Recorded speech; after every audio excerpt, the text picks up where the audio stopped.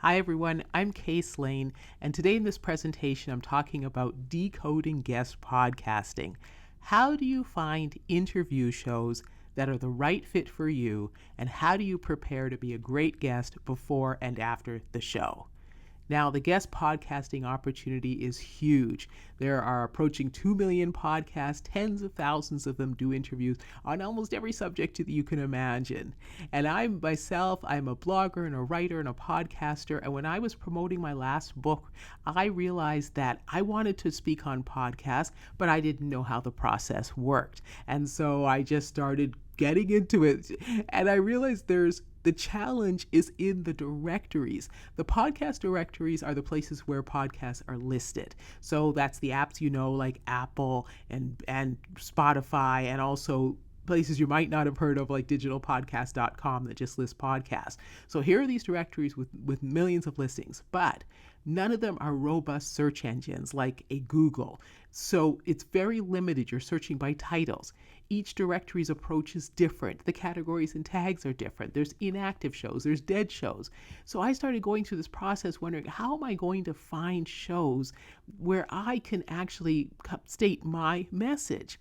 As I mentioned, I start with Google, but I realized that there were so many more directories. I've discovered about 80 different directories. And in my process of researching over 1,300 podcasts in 2 subject areas, I speak about entrepreneurship and guest podcasting. I've contacted more than 400 shows. I've completed over 50 interviews. And each time I've become more efficient and more productive as I've learned more. And that's the process that I'm going to share with you in this presentation.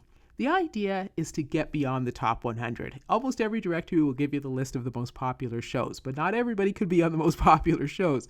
And so you want to go much deeper to find the value in the entire podcast list, to find those podcasters that are speaking about your subject. You have an opportunity to reach really targeted audience. That's the great thing that's going on with podcasts right now. And podcasters are looking for you. They're looking for people who can add value to their specific audience.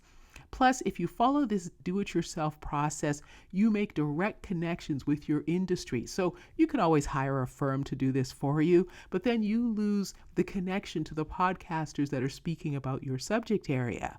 And you lose the insight into all the latest subject topics that you learn about when you do this research. And of course, you'll miss the opportunity for future collaborations and working with podcasters on other projects. So before you even get started, you want to prepare a couple of things that you always have ready for when that podcaster says, yes, come on the show. So you want to prepare a bio. Have a short one, 2 to 3 lines, and maybe a little longer one for a paragraph or so, depending on what the podcaster is going to ask you for. Most of them don't actually specify, so just have a good bio that covers the things you want people to know about you. Make sure you have a good headshot, a picture that you can use that promote all over social media. Make a copy of your social media links and handles together in a format that you can just copy and paste into a form or into an email for when that's asked of you. You definitely want the podcaster to have that information so they tag you when the show is promoted. Have a good microphone. Not every podcaster is going to ask you specifically to have an external microphone, but it's definitely helpful. Podcasting is, of course, audio, so you want to make sure that you support that process by having a good microphone and stable Wi-Fi, and of course be recording in a quiet place where you're not going to be disturbed. So just so that you can help make it a really good show. And be camera ready. That might come as a surprise that you need to be camera ready for an audio medium, but a lot of podcasters now are starting to use the video of the show. If they record in Zoom, they'll use the video maybe for a YouTube channel or something like that. So you just want to be aware of that. Of course, ask the podcaster if they plan on using the video. So here's the search process. Now, first of all, right up front, you need to know your subject and write your pitch. So I'm not going to go into the details about how to do that well, but really important because everything else is informed by what your subject is. Because what you want to do, first of all, is come up with your own categories and keywords list. You're going to be searching in the podcast directories by keyword, and the keyword tends to be matching to the title of the show or the episode. So you're going to need to think broadly around what your subject is, and I'll show you an example of this in a second. what you're going to be doing is searching for podcast names using those keywords. And then when you've done the initial search in the podcast directory, you'll search individual shows to see if they're a good match. You'll find the contact information, you'll send your pitch, and keep track. Most podcasters probably won't respond to you if you're going to be doing a lot of pitches. So you really want to keep track to make sure you're not sending emails out to the same person over and over again. So what does it mean to have categories and keywords?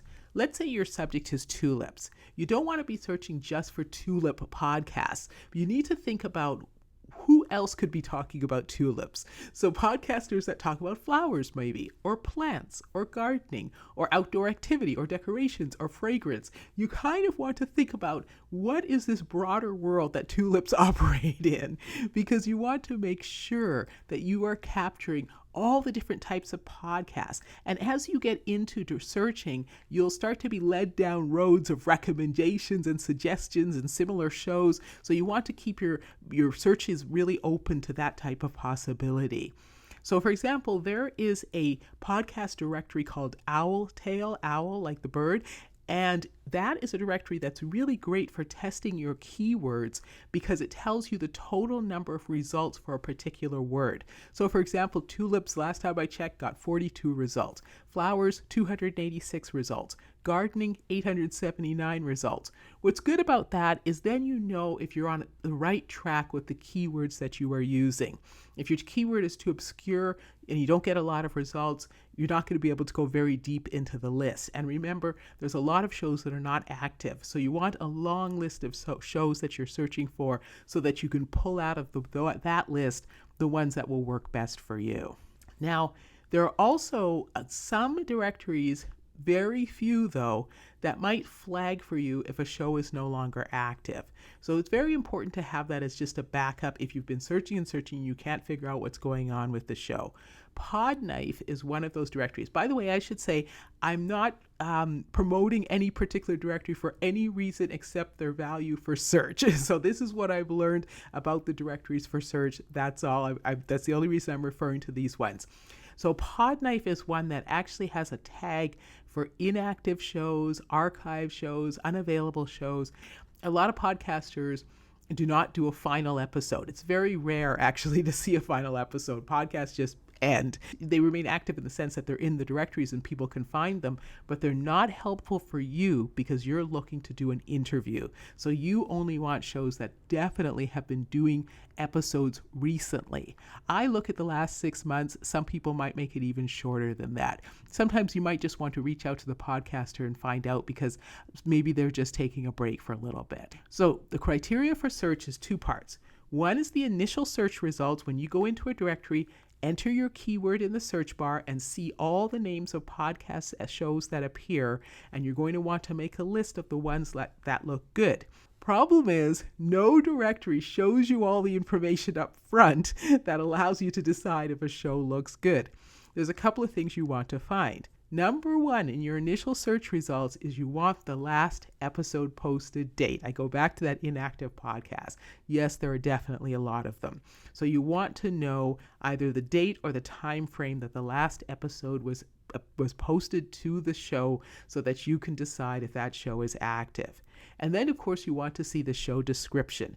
And that's why, again, you need to really know what your pitch is, what your subject is, so you can match that to the show description. But one thing, podcasters are doing what they want. All the descriptions are different. Some will write paragraphs, some will write one line. So you're just going to have to look at that and decide.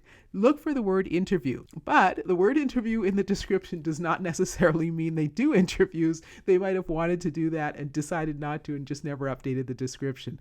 But it's a good idea to look for it anyway. And then some directories will give you links to the display of the website name, an email, which was great, or the RSS feed, which you can use to find the email. That doesn't often appear on the initial search result, but sometimes it does, and that can be really helpful. So for example, in a directory like Listen Notes, one thing, first of all, is they have a separate tab for episodes and one for podcasts. So you really want to make sure you're on the podcast tab when you go into Listen Notes, or else you'll see tens of thousands of episodes and you sort of get lost in that world. But listen notes on an initial search will show you the last episode upload time frame, so you can make a quick decision if the show is active. It only gives you one line in the show description, so that may or may not be helpful, but it does give links to the RSS feed and the website and the email. Now, Listen Notes does have a paywall, so you'll only have access to that information for a limited amount of time. But it is helpful to when you do your initial search, you can clearly see if a show looks good because you can tell if it's active and you can get some idea of what it's about. If that show looks good, you click through to the show page. All the directories have a show page. And on the show page, what you're looking for is the episode description, because you want to see if the show does interviews. And the title of the episode may not necessarily refer to an interview or somebody's name or something like that. Most of the time they do, but it's not always clear. So you want to see a couple of lines of the episode description to see if they really do have interviews.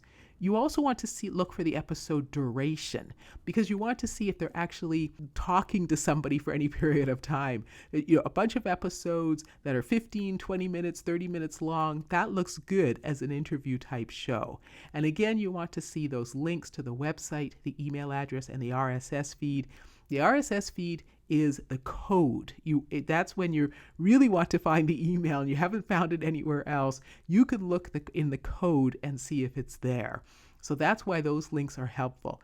If those links are not available, that's when you have to go into Google and do a broader search, searching for the website of the podcaster or the podcast itself, looking for an email address. If there's no email address, you absolutely want to look to see if they have a podcast guest form. In fact, if they have that form, you want that before you look for an email address. You just fill out the form. If they don't have that form, look to see if they just have a contact page or any other type of email. An info ad, even a support ad email where you can reach out to the podcaster. You can also use social media. Social media is a little difficult though, because you're trying to pitch and the podcaster might not want to hear from pitching through their social media, but maybe you can send a DM that says, how can I present my information to you, or something like that. But for the most part, you're looking for a podcast guest form. If they've got it, that's fabulous. A contact form, or an email. Those are the things that you want to use to actually reach out to the podcaster. So when you're on a podcast show page, Apple Podcasts is a great place to look at show information. It has the episode descriptions. It has about 3 lines of the episode description. It has the duration. It has the date. It has the show description. It does not have, though, links to anything else. None of the directories will give you everything, but they'll give you pieces. Now, once you've done all your research, you've reached out, and the podcasters come back and you're able to set up an interview and it's gone really well and so on, you want to make sure you're also a great guest after the interview. And you do that by having a promotion plan. For every time an interview goes live, make sure you have the steps in place that you want to use to promote the show.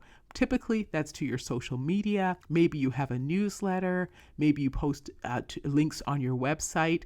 But whatever that plan is, have it in place and be consistent with all the different shows that you're on. If the show does not provide you with any kind of graphics for social media, you can make your own. I just create a template in Canva, Canva, and I use it all the time. I take the show's podcast artwork, which from off of any site, that graphic, and maybe put a little blurb, a little write-up. I use the same format every time. So if you don't get the graphics from the show, have a process in place to create your own. And then be prepared to reuse the asset. That's what your podcast interview is in the end.